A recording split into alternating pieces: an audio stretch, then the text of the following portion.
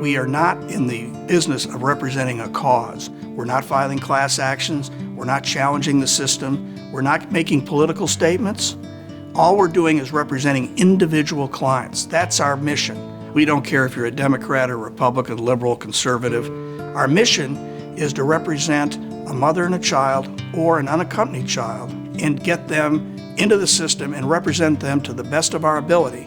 It was surprising to me how little representation and how little knowledge these women have when they're not represented by counsel. They're given a little sheet of paper that shows them what their rights are. They don't know. So it's our job to meet with them and to build up a trust and a relationship so that they know that we're going to do the right kind of job for them. And it's very fulfilling. They will be in an interview of sorts with an asylum officer that's conducted in person with the asylum officer in English. Most of these women don't speak any English. And a translator over the phone who generally has a terrible phone connection is getting some percentage of the translation, not that much.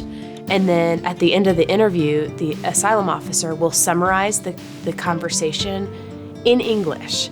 And they're asked to effectively ratify and agree with the summary.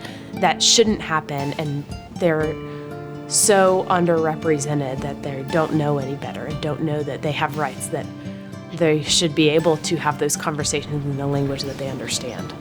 Our laws set out an individual's right to be heard, and maybe they qualify, maybe they don't, but they have a right to be heard, and they have a right to have counsel to be heard in a language that the person representing them can communicate with them and with the court. And a lot of these women have a real right to be here and a right to not be returned to the situation that may get them killed or may get their children killed. So I think what we're doing is really, really powerful in creating a voice for those women. And they're not here illegally.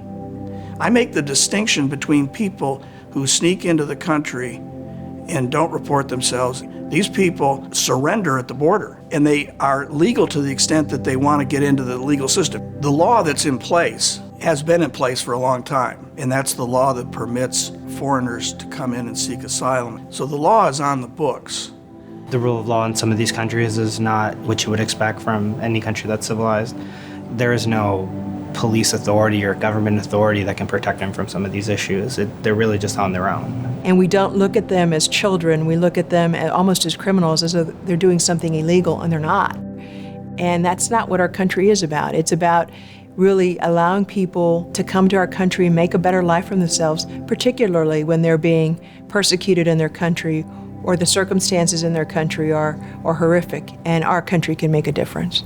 This is the type of case that tugs at your heart. These women are completely defenseless. They arrive here shot in some cases, raped, beaten, with children who have been traumatized, with no place to go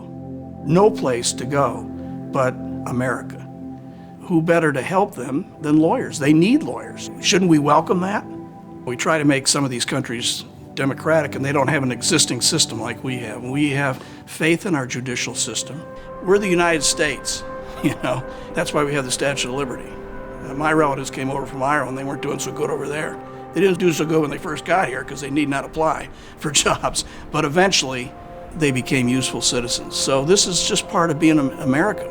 It symbolizes what it means to be a lawyer. Yes, I do securities litigation, but any of us here are qualified to do more. My regular work is satisfying, and I like it and I enjoy it, but it just doesn't compare to this type of work. It's awesome, and I think it's phenomenal of the firm that they allow myself and many other associates and partners to spend a huge amount of our time on this, and I could not be more appreciative of that support.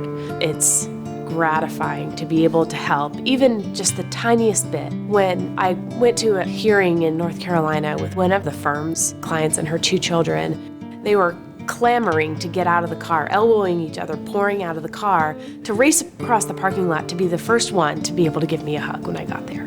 There are no words. It's phenomenal. And they're so excited to see me, and their mother is almost in tears standing behind them because I showed up for a hearing. I hadn't even done anything yet.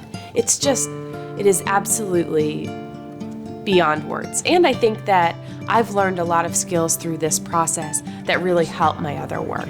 Had you asked me a year ago, do I have the skill set to help battered women from Honduras file for asylum, I would have laughed and said, no, I know nothing about that. But that is not a bar to helping somebody in that situation. You learn, you figure it out, you ask some questions, a lot of questions, and you figure it out. It's really powerful to know that you can, when there's a problem, you can help. You might have a bit of a learning curve, but you can figure it out and help. Being that we're in Texas, and Texas is the point of entry for most of these children coming from Central America, it has touched the lives of many, many of our lawyers, several who speak Spanish, and so that it's easier for them to get engaged, but even those who don't want to help in any way they can. So I think it's touched our office in a really unique way, and continue to work a lot on these types of cases. This is America at its best. Yes, they have to go through our system. Yes, it can be painful. They may have to be in a detention facility until they're bonded out. But in the long run, if they have the legal and factual basis to prove their asylum, then they can become a permanent resident here in the United States and maybe eventually be a citizen. And what could be better than that?